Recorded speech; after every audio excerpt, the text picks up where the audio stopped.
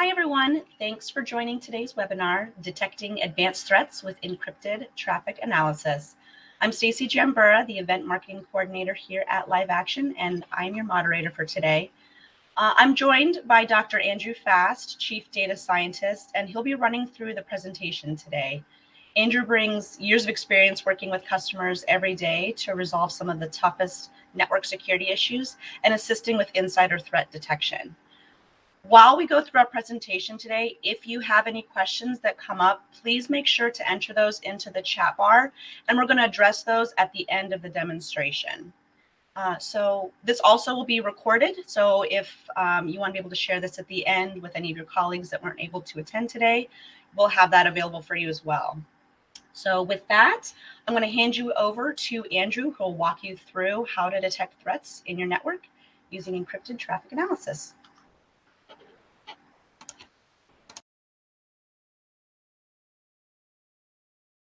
Okay, thank you, Stacy. Let's get started. We've got three goals today as we talk about detecting advanced threats with encrypted traffic analysis. First, review the challenge of increased encryption uses and discuss the trends that are driving that increase. Second, we're going to review the strategies that we can use for encrypted traffic analysis, and then highlight new detections that are now possible combining machine learning with encrypted traffic analysis. So we're using the phrase encrypted traffic analysis. I know other folks might call it encrypted metadata analytics. We'll use those terms interchangeably today. Regardless of what you call it, the need for the analysis of encrypted traffic for security is a growing concern. Privacy is a very important thing, right, which we believe strongly in. And one of the main motivators behind the growth of encryption is the desire for more privacy on the internet within your web connections. If you remember back to 2014, you may remember a person named Edward Snowden, leaks, understanding what people can see and what people can't see potentially on the internet. And we've seen a steady increase in encryption since.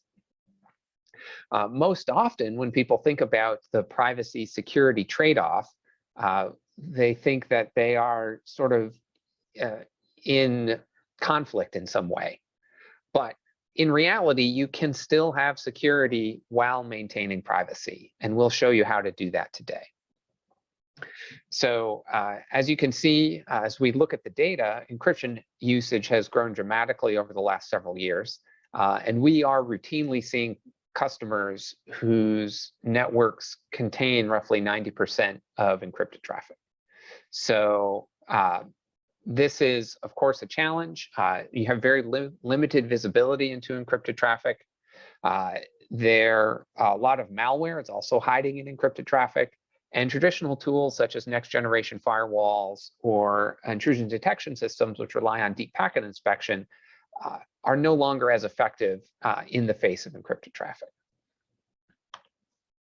So let's talk about why this rise of encryption is happening. Of course, driven by the desire for more privacy, we see an increased adoption of existing encryption protocols. So things like HTTPS, which the encryption format is TLS, VPN usage, especially as more and more folks are working remotely, SSH, and the list goes on. These are standard protocols that have been around for many years, I think are very common, and most people are very comfortable with them. Second, we're seeing updated versions of those encryption protocols. So for example, TLS 1.3 hides additional information that was previously available in the handshake. And then also QUIC, which is a version of a TLS handshake for UDP, effectively TLS running on top of a UDP connection. Finally, we have new encryption strategies for previously clear text protocols. So for example, encrypted DNS. DNS over HTTPS is getting a lot of notice and press lately, in particular, because DNS is a significant source of security data, looking at domains that people are using and accessing. There are many flavors of encrypted DNS. DNS over QUIC, for example, is I think the most recent one, and DNS over TLS as well.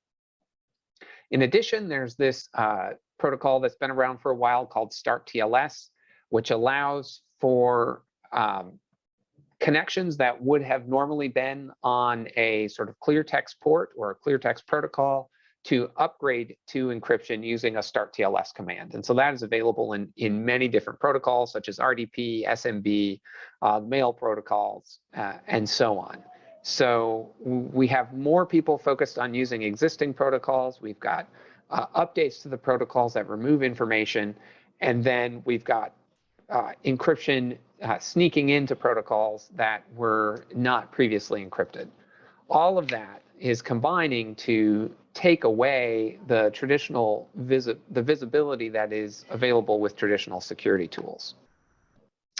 It's our claim here at Live Action that by 2025, 99.9% of all network traffic will be encrypted. If you extrapolate out these trends, the adoptions of different protocols, thinking about end of life of different hardware and software systems as new versions come out, in the next 3 years, we will see even additional adoption of encryption.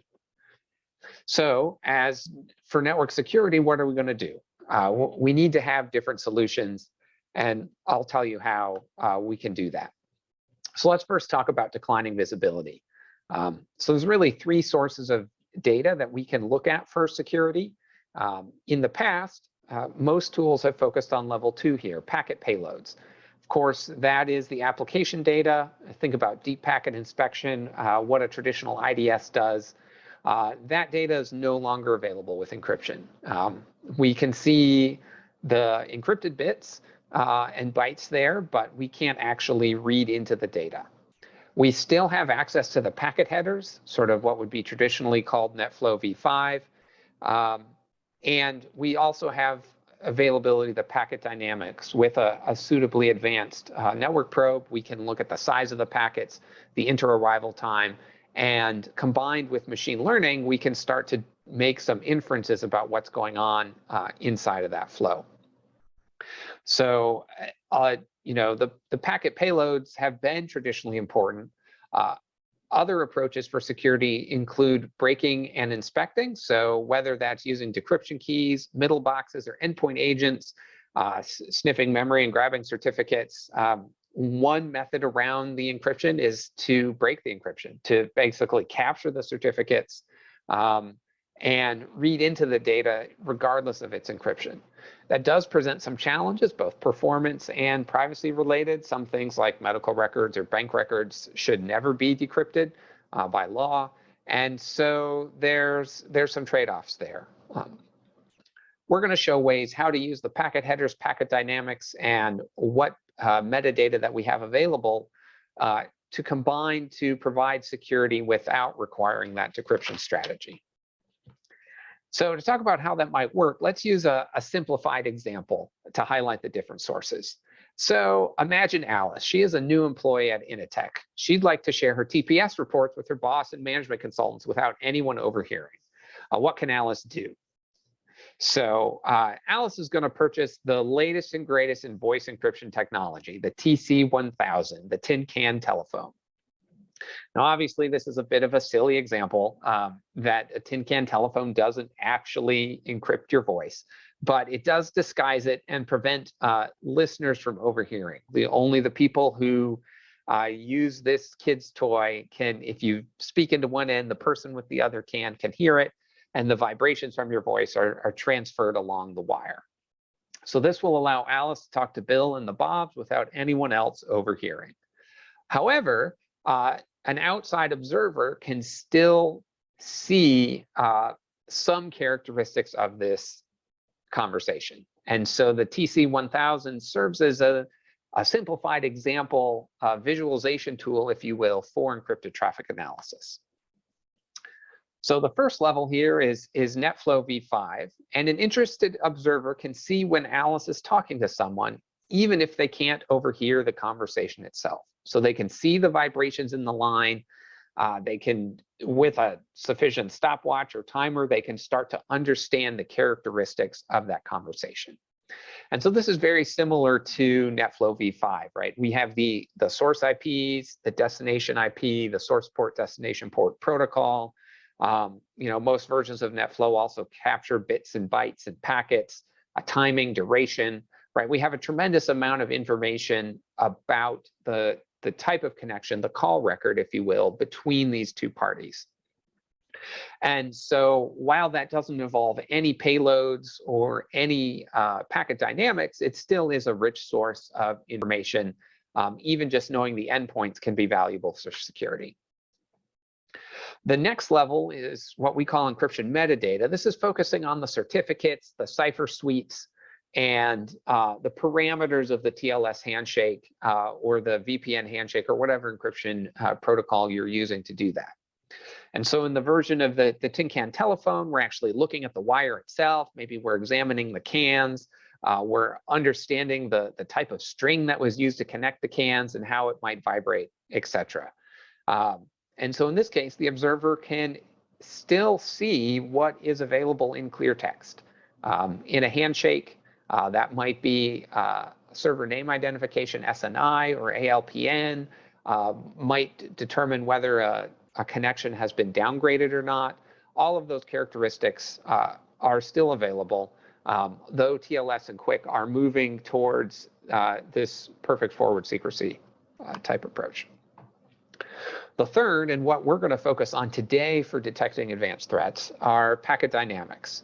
And so by observing the size and timing of the conversation, an observer can make inferences about the content even without being able to understand the conversation.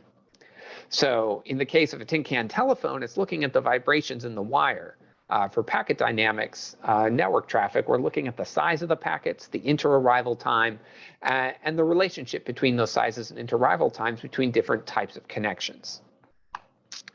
So just to sum up, encrypted traffic analysis or encrypted metadata analytics is a way to look into network traffic without decryption and while maintaining privacy while still providing some level of security.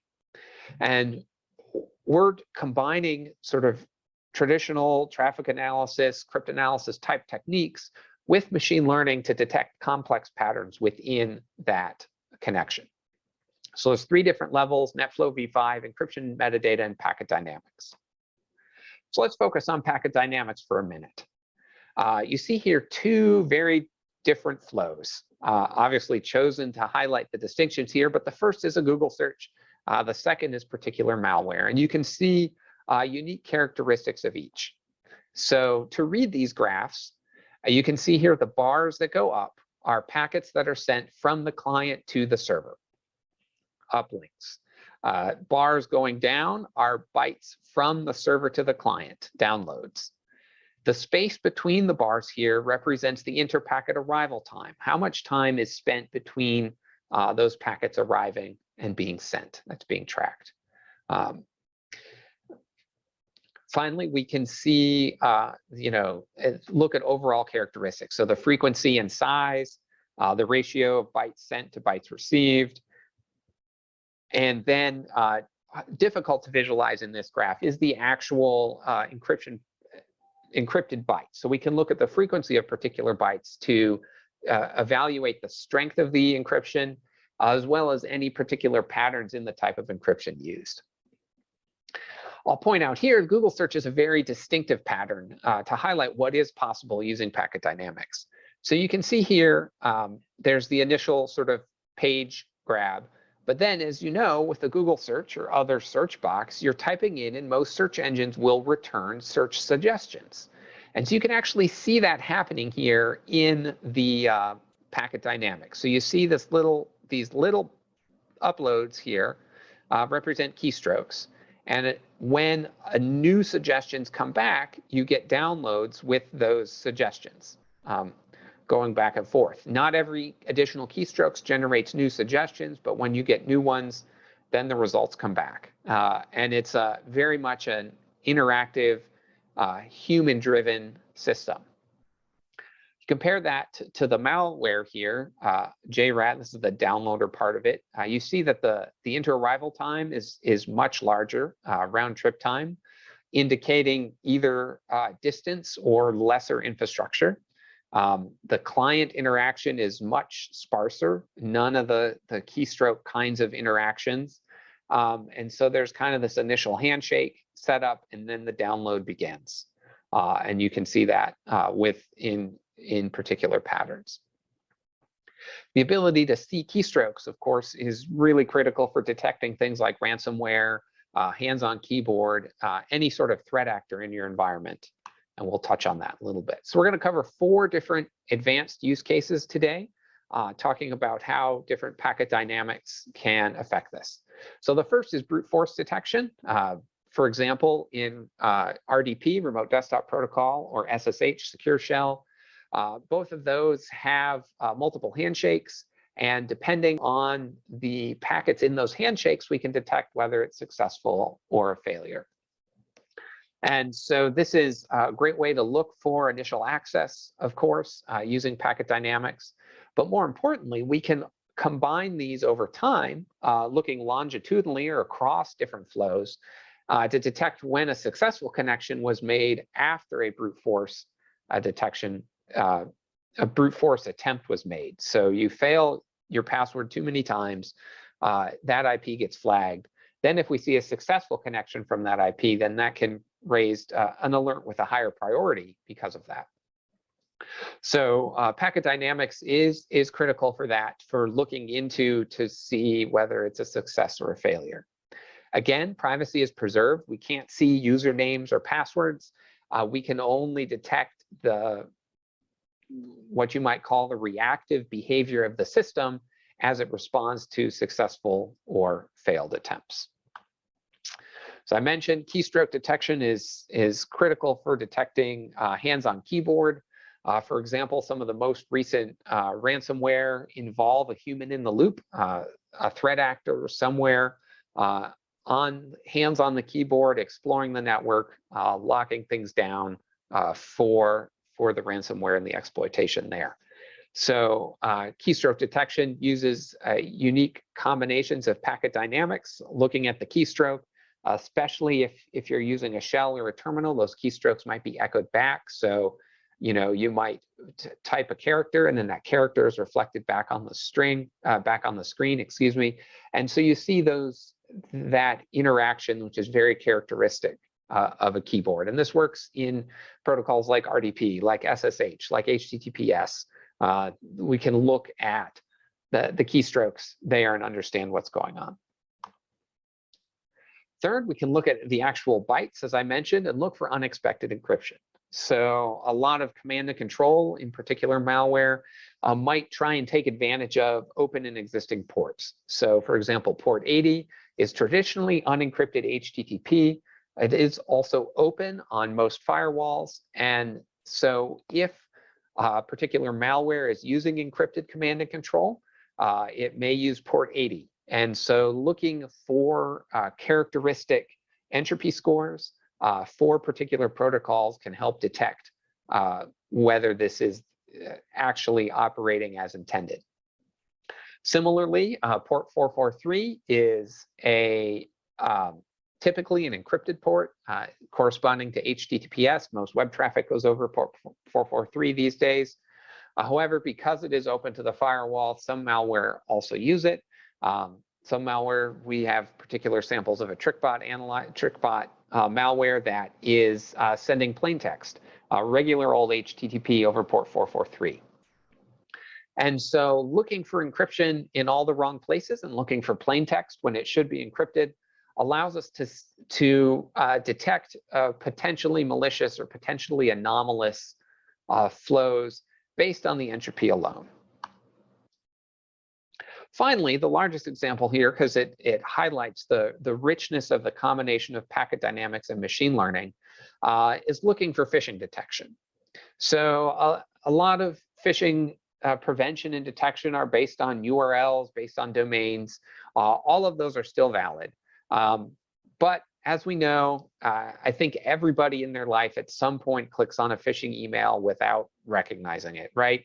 And so our approach actually looks at the web traffic coming in. It turns out that the packet dynamic signature of phishing websites, whether that's the phishing infrastructure and the actual pages that they're serving up, is detectably different than the majority of traditional websites on the internet.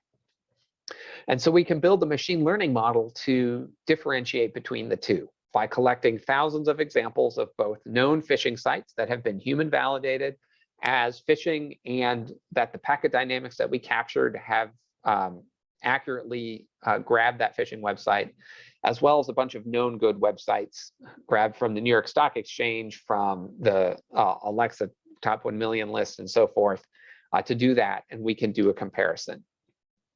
So this adds an additional layer of phishing detection by examining particular web connections. So let's look into this a little bit, right? Just for an example, a computer's not going to look at the rendering of the website, but humans do. And that is one key indicator in, whether they click on the link or not. They're mindlessly going through, oh yeah, this looks right, let me type in my credentials. So this is just one example. Somebody copied the Apple ID website. So if they get your Apple ID, they can go do different things. We've seen near matches for things like Facebook, for banks, all sorts of almost pixel for pixel copied examples of the page. So a human may not catch it, right? And that's why we need a machine learning approach to do that. The machine isn't going to look at the image, although that would be a very cool machine learning problem. We're going to look at the packet dynamics. So let's look to see how this works. So we have the two websites, website 1 and website 2. One of them is real and one of them is not. And so looking at these two packet dynamic traces, can you tell them apart? Probably not, although you might see some differences, right? Inter-arrival time, like we saw with Google, is a little bit smaller over here, a little bit wider over here, a little bit different patterns of downloads, so on and so forth. But it's very unlikely that humans looking at a bunch of these are going to be able to distinguish between the phishing site and the non-phishing site. Fortunately, we can use machine learning to do that. And as I mentioned, we've trained a supervised model that trains on known data, and then we can apply it to new data as it comes in and look for detection. And so you might have guessed from the images, website 2 is in fact actually a phishing website. The model correctly predicts this using the packet dynamics, and we can alert the network security team that a user actually did execute that link and get the traffic. ThreatEye itself is a passive monitor. However, at some point we may implement this in a firewall or something where we can do active response. But right now it's passive, and we are detecting those phishing sites as they come in. Okay, just to sum up where we've been, I think everybody recognizes that encryption usage is increasing. For network defenders, that can be a challenge because of the loss of visibility of that traffic. We described a new approach today for encrypted traffic analysis focused on packet dynamics that combines machine learning with traditional traffic analysis techniques. That is a type of encrypted metadata. So again, some people are calling that encrypted metadata analytics. And this combination allows us to do analysis and provide security for encrypted connections without decryption. So that means we can maintain the privacy and still have security as not zero sum. We can have both at the same time. And so that's super exciting. And we're looking forward to sharing that with you in our product. Have plenty of time for questions, so happy to take those now. Thank you.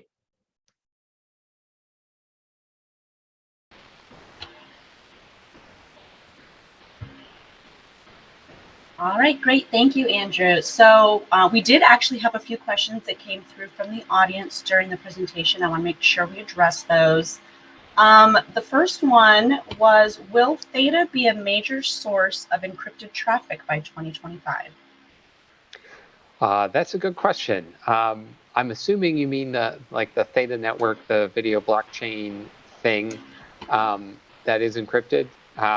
I'm not sure I'm in a position to speculate on the success of that. I suppose it could be. I think I'd be surprised if it gets a lot by 2025, but I'm not a market analyst, so forward-leaning statements or whatever that disclaimer is, applies for that one. All right, thanks. Also, another one was, in order for ThreatEye to do the analysis that it does, does it need to be able to see all of the raw packets? And if so, where does that come from, or where are the taps placed within the network? Yeah, so that's a great question. It is ThreatEye does do a full packet accounting, so it does need to see the raw packets. Typically, that's a tap or a span.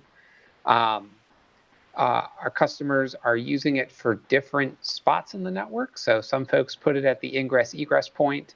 That captures a lot. If you're looking more for lateral movement or some other internal behavior, you may want to put it at an east-west component. ThreatEye is software-based and it is scalable, so we can run on very small instances up to very large instances, including potentially, some routers or switches or packet brokers have sort of a container or a spare processor for running additional information or additional processes. We've been able to deploy ThreatEye there to collect the data. Really, the collection is that, and then the processing can happen in the cloud. Great. Another question that we had was, what type of machine learning is ThreatEye using? Is this something supervised, unsupervised? Yeah, so what I talked about in the talk today, the phishing model is a supervised model. We gathered that data manually to validate and make sure it was correct. In a future webinar, we'll tell you about some of our unsupervised approaches. So ThreatEye does both supervised and unsupervised. Fantastic. Yeah, actually, I think that was the part of another question that just came through. How do we approach supervised learning efficiently and scale it up? So that kind of piggybacks. Right. Yeah. So just a little bit more on that. We carve off individual problems that we can solve individually with supervised learning. We're not doing online or streaming supervised learning where we have to update all the models all the time. We have sort of a fixed model that we can update on a slower time frame, which helps make that manage. And then we do a lot of our unsupervised learning and anomaly detection in an online, so that gets constantly updated over time. Great. And that there was a second part to that question that I can answer. This presentation will be available after today. Will be available on the Bright Talk channel, and you should also get an email with the link to access it as well. So that should be helpful for you as well. One last question that we did have was, someone already has a flow monitoring system in place, and they're wanting to know if they can still use ThreatEye. Right. So ThreatEye has two parts, sort of the collection part and the machine learning and the processing part. The processing part can run on other logs, a Zeek or a Circata, for example. However, most of the time, those feeds do not have all of the features we need to drive our models. So yes, you can use other systems, but the effects may be limited. Using our probes gives you the features you need to run all of these machine learning models. One more question. How does this product differentiate between two different websites opened on the same machine? Yeah, so that's a good question. Each website has its own unique fingerprint, right? And so the machine characteristics are similar between them, but the data and the content of each page is different. And so it can distinguish that way, but we're more interested in sort of categories of sites rather than specific sites. So we don't care if you're loading ESPN, that gets put in the, the web page bucket versus video streaming or other things rather than focusing on specific fingerprints. All right, so that was the end of the question. So with that, just so you know, we do have a few different ways that we can help now that you've heard a little bit about how we can help detect threats in your network using that encrypted traffic analysis. One of the ways is reviewing this session that we had today on the Bright Talk channel. That will help you get a better idea also on there as well, because we have additional webinars that we have aired in the past that you can go also and review. If you want to have a little bit more of a one-on-one session, we can schedule a ThreatEye demo for you and your team. We also have some additional resources that are part of this webinar that you can find in the attachments tab to review as well. But as far as anything else, you are always welcome to reach out to us individually on our website. We have resources there as well for you to connect with us to have additional questions answered. So with that, I want to thank you all for attending today's webinar and remind you that we do have part 2 of our advanced threats series coming up here on February 2nd. So you want to make sure to pre-register for that so you don't miss out on that. We'll be focusing on what type of active threats might be located inside of your network. Thank you everyone for joining today and hope you have a good rest of your day.